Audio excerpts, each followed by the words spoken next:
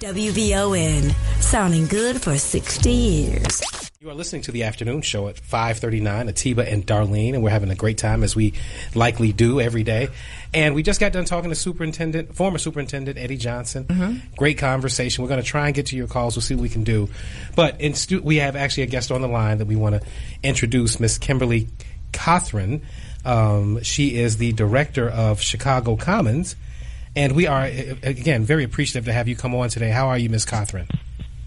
I'm well, thank you. Thank you for having me. And you know what, Atiba just said, director, we got to say this. You're the director of excellence, quality, and innovation at Chicago Commons. Thank you so much for joining us. So break down that title for us and then tell us what you do at Chicago Commons. The director of excellence, quality, and innovation works for the early education department, and what I do is ensure that teacher practices are quality, that children are ready for school, and I support curriculum, instruction, and coaching for teachers at Chicago Commons. So I love it that excellence is in your name because, like you said, you're dealing with the babies, the early education babies, and that's so important because that's when you plant that seed and you watch it grow, correct?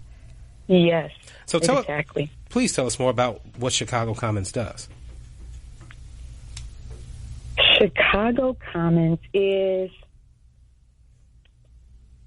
a social service agency that has been in existence since 1894.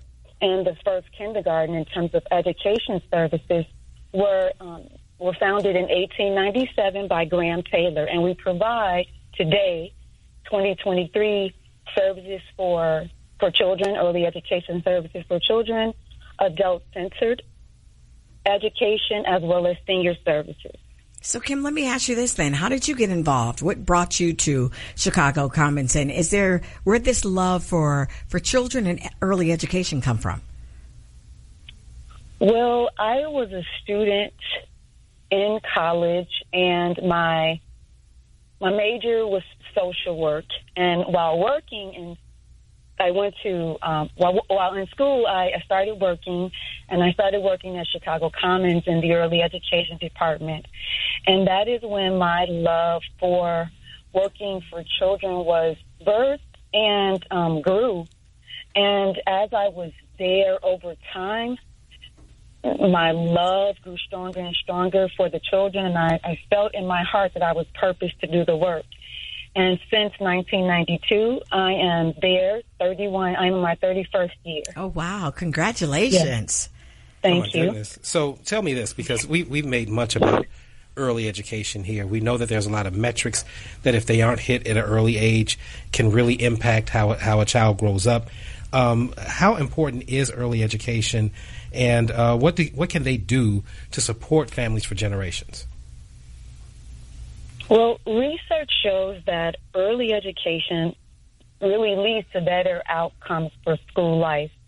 And, that is a big statement. And if I could simplify it, I would say that when you think about starting children as young as infancy in school, they are, initially around people.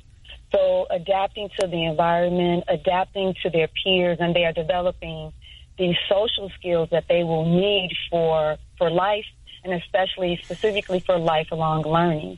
And early education provides the foundation for social skills, for children's emotional development in terms of regulating to environments that have routines, and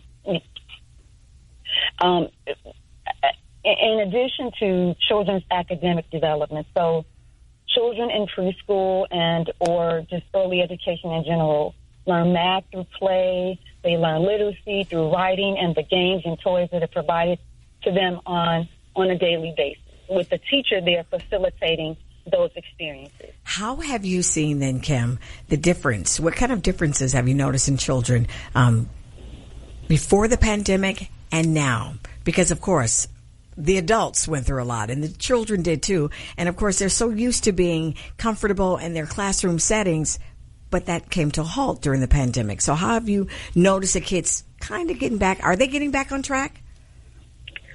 Well, I will say that the pandemic has certainly disrupted the lives of some of the children in our program in a tremendous way. And some are adapting very slowly. What I love about children is that the resilience that they behold is evident, because some of them came right into the environment as if there was no disruption. Those children, however, that had difficulty being at home for such a long time, had a challenge with regulating their emotions. You could see that the trust for their teachers decreased, and they really had some challenges reacclimating to the environment and to learn. And so teachers, what they had to do was spend more individual time with those children to ensure that they felt, one, that they were safe. You know, I wanted to ask you, Ms. Cothran, because today is the week of the young child, April 1st through 7th. Can you let our listeners know what that stands for, and why is early education important to the Black, or should be important to the Black community? Week of the Young Child was established in 1971 by the National Association for the Education of Young Children. If you've heard the term NAEYC, NAEYC is an accreditation that gives schools the stamp of approval for high-quality education.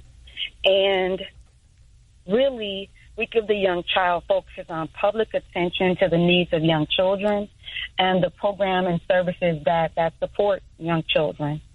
And I would say that children, in terms of how it is good for the Black community, I would say that children whose educational needs that are met within the first 5 years of life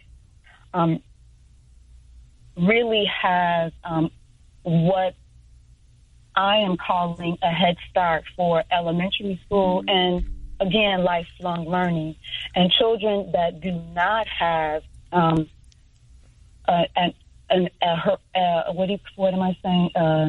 early start, there are gaps in their learning because they haven't been in environments where there are things that support their development. And so because we in Black communities have not what we call fair access to quality schools or even resources that always support our parents or children's development, our children who are already marginalized are further behind if they do not have that foundation.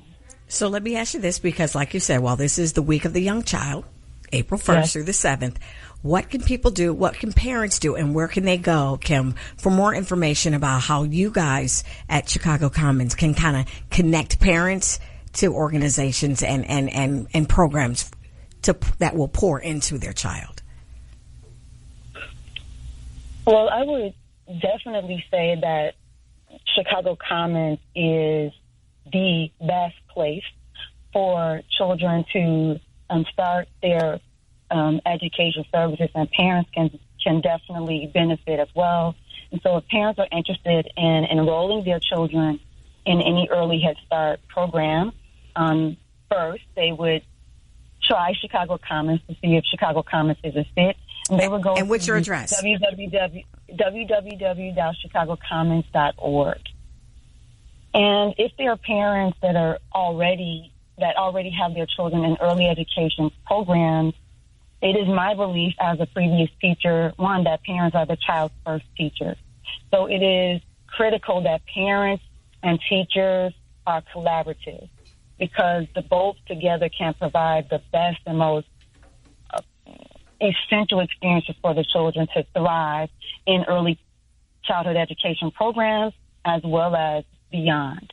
Kim, thank you so much for joining us here at WVON in the afternoon show. More information about, the Week of the Young Child started on April Fool's Day, but this is no joke. We're not playing with this. Right. Go to www.chicagocommons.org. Kim with Chicago Commons, Director of Excellence. Thank you so much. We appreciate you. Thank you very much for having me. Thank you.